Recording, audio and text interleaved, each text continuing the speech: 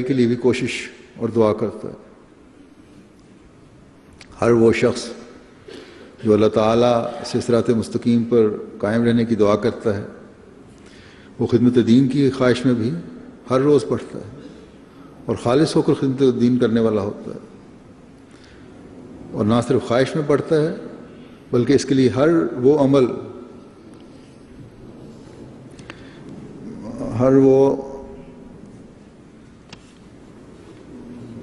ہر قدم جو اس عمل کی طرف وہ اٹھاتا ہے جس کی خدا اور اس کے رسول نے ہدایت فرمائی ہے، وہ اللہ تعالیٰ کی رضا کے حصول کے لیے اٹھاتا ہے۔ بس ایک حقیقی مومن کو ان لوگوں کی طرح نہیں بننا چاہیے جو اپنے زوم میں نیک اور پارسا سمجھتے ہیں، جو اپنے زوم میں اپنے آپ کسی مقام پر پہنچا ہوا سمجھتے ہیں، یہ سمجھتے ہیں کہ ان کو کوئی مستقل مقام مل گیا ہے، یا ایسے مقام پر پہنچ گئے ہیں جہاں وہ محفوظ ہو گئے ہیں۔ جب کبھی انسان کو یہ خیال آیا، چاہے وہ کتنا بھی پارسا ہو، سمجھو کہ روحانی لحاظ سے وہ مارا گیا اور شیطان کے شکنجے میں آ گیا۔ بس ہمیشہ اپنا محاسبہ کرنا اور پھر اگلی منزل کی طرف قدم بڑھانا ہی ایک مومن کا شیوہ اور شان ہے۔ جس نے اپنے زوم میں اپنی منزل کو پا لیا، تھوڑی سی جماعت خدمت کر کے اس پر فخر ہو گیا، جماعتی خدمات کو، اپنی عبادات کو کافی سمجھ کر حقوق العباد کی طرف سے توجہ پھیر لی، اگر وہ کسی مقام پر پہنچا بھی ہو تو ایک وقت میں اپنے اس عمل کی وجہ سے وہ مقام کھو دیتا ہے۔ اس لیے ایک حقیقی مومن اپنے صرف آج کے نیک عمل کو نہیں دیکھتا بلکہ اپنے انجام کی طرف دیکھتا ہے اور انجام بخیر ہونے کی دعا کرتا ہے۔ حضرت صلی اللہ علیہ وسلم سے زیادہ تو کسی کی قوت کسی اس دنیا کے کسی انسان میں نہیں ہو سکتی۔ آپ صلی اللہ علیہ وسلم کا کاتب وحی، یا آج کل زمانے میں کہنا چاہیے سیکریٹری، جو نوٹس لیتے تھے، اس قدر قربت کا مقام انہوں نے پایا کہ ہر وقت وحی لکھنے کے لیے حضرت صلی اللہ علیہ وسلم اس کو یاد فرماتے تھے۔ یہ مقام ظاہر کرتا ہے کہ آپ کو اس پر اعتماد تھا، آپ کو اس پر اعتبار تھا۔ دوسرے مسلمانوں کی نظر میں بھی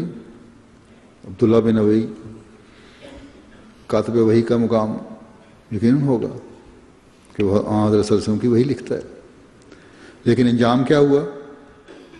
اسے ٹھوکر لگی اور وہ اپنے ہم مقام سے گرا دیا گیا۔ اسی طرح حضرت مسیح موعود علیہ السلام کے زمانے میں بھی بعض ایسے لوگ تھے جو عشق و محبت میں بڑے ہوئے تھے۔ جب ان کی بدبختی نے ان کو ٹھوکر لگائی تو وہ آپ کے اشد ترین مخالفین میں ہو گئے، آپ پر نہایت گندے اور گھٹیا الزام لگانے لگ گئے، ہر روز نئے نئے اعتراض کرنے لگ گئے۔ بس انجام بخیر ہونے کے لیے اہدنا الصراط المستقیم کی دعا بھی بہت ضروری ہے۔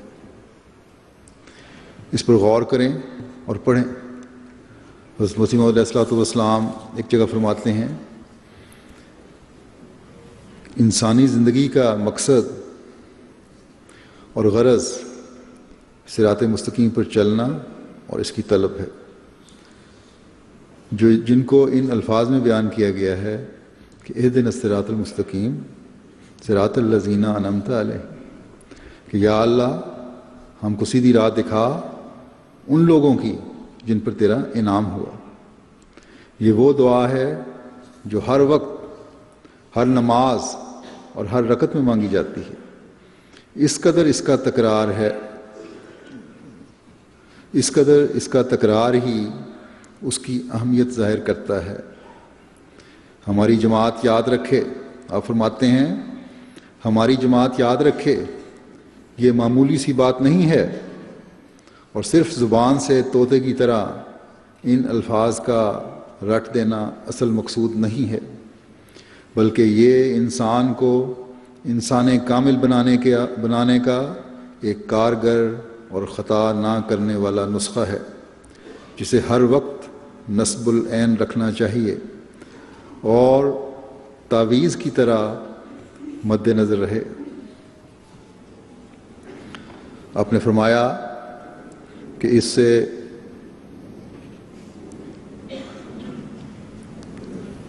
انسانی مخلوق کا بھی، انسان کا بھی حق ادا ہو جائے گا اس خلق سے اور اس دعا سے، اور جو انسانی طاقتیں انسان کو دی گئی ہیں ان کا بھی حق ادا ہو جائے گا۔ پھر آپ فرماتے ہیں کہ غرض منعم علیہ لوگوں میں جو کمالات ہیں اور صراط الذین انعمت علیہم جس کی طرف اللہ تعالیٰ نے اشارہ فرمایا ہے، اس کو حاصل کرنا ہر انسان کا اصل مقصد ہے، اور ہماری جماعت کو خصوصیت سے اس طرف متوجہ ہونا چاہیے، کیونکہ اللہ تعالیٰ نے اس سلسلے کو قائم کرنے سے یہی چاہا ہے کہ وہ ایسی جماعت تیار کرے جیسی حضرت صلی اللہ علیہ وسلم نے تیار کی تھی، تاکہ اس آخری زمانے میں یہ جماعت قرآن شریف اور حضرت صلی اللہ علیہ وسلم کی سچائی اور عظمت پر بطور گواہ ٹھہرے۔ یہ بہت بڑا کام ہے، ایک اعزاز تو ہے لیکن بہت بڑا کام ہے، بہت بڑی ذمہ داری ہے جماعت کے ہر فرد پر، کہ قرآن کریم اور حضرت صلی اللہ علیہ وسلم کی سچائی اور عظمت پر ہر احمدی کو گواہ ٹھہرنا چاہیے۔ بس ہر احمدی قرآن کریم اور حضرت صلی اللہ علیہ وسلم کی عظمت پر تبھی گواہ ٹھہر سکتا ہے جب اہدنا الصراط المستقیم کی دعا پڑھتے ہوئے ترقی کے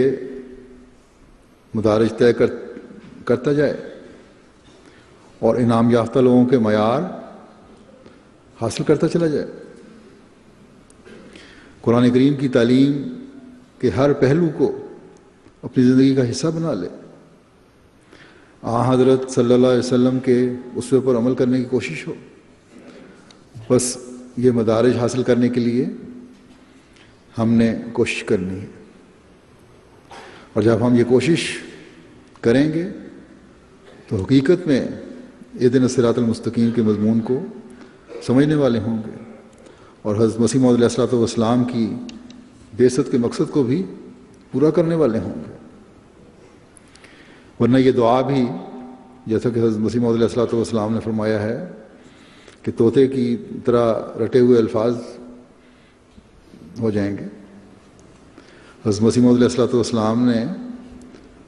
ایک جگہ ہمیں نصیحت کرتے ہوئے فرمایا کہ خدا تعالیٰ کے ساتھ معاملے میں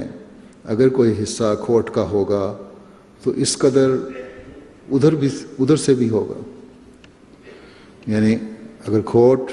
اللہ تعالیٰ کے ساتھ معاملے میں ہوگا تو اللہ تعالیٰ کھوٹ تو نہیں کرتا، لیکن اللہ تعالیٰ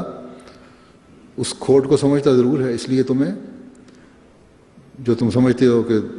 معاملے میں کھوٹ کر جاؤ گے، دھوکہ دے دو گے، اس دھوکے کی وجہ سے تمہیں اجر نہیں ملے گا۔ اللہ تعالیٰ تو ہر چیز جانتا ہے۔ فرماتے ہیں مگر جو اپنا دل خدا سے صاف رکھے اور دیکھے کہ کوئی فرق خدا سے نہیں ہے تو خدا تعالیٰ بھی اس سے کوئی فرق نہ رکھے گا۔ انسان کا اپنا دل اس کے لیے آئینہ ہے، وہ اس میں سب کچھ دیکھ سکتا ہے، بس سچا طریق دکھ سے بچنے کا یہی ہے کہ سچے دل سے اپنے گناہوں کی معافی چاہو اور وفاداری اور اخلاص کا تعلق دکھاؤ، اور اس راہ بیت کو جو تم نے قبول کی ہے سب پر مقدم کرو، کیونکہ اس کی بابت تم پوچھے جاؤ گے۔ بس اپنے نفس کا محاسبہ ضروری ہے۔ دنیا میں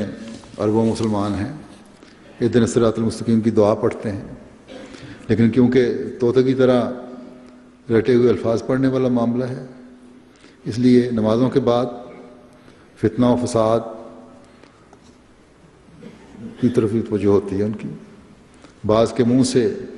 جماعت کے خلاف مغلظات ہی نکلتی ہیں، مسجدوں میں کھڑے ہو کر مغلظات ہی بکتے ہیں، یا آپس کے فتنوں میں پڑے ہوئے ہیں۔ کیا یہ وہ صراط مستقیم ہے جس کی دعا سکھائی گئی ہے؟ یقیناً نہیں۔ ہمارے سامنے تو اس صراط مستقیم کے راستے ہیں جو جانوروں کی حرکات چھوڑ کر انسان بنانے والی تھی، اور پھر تعلیم یافتہ انسان بنانے والی تھی، اور پھر وہ تعلیم یافتہ انسان باخدا انسان بنے۔ تو یہ نمونے ہمارے سامنے کوئی قصہ کہانی کے رنگ میں نہیں ہے کہ ہم آئے اور ہم نے قصے سن لیے اور کہانیاں سن لی، بلکہ یہ نمونے ہمارے سامنے ہمیں عمل کرنے کے لیے کی طرف توجہ دلانے کے لیے ہیں، اور انہی باتوں کی طرف اس زمانے میں حضرت مسیح موعود علیہ الصلوۃ والسلام نے ہمارے سے بیعت لی ہے، اور اپنے اندر اس جذبے کو قائم رکھتے ہوئے قرآن تعلیم پر عمل کر کے ہی ہم راہ بیعت کو مقدم رکھ سکتے ہیں۔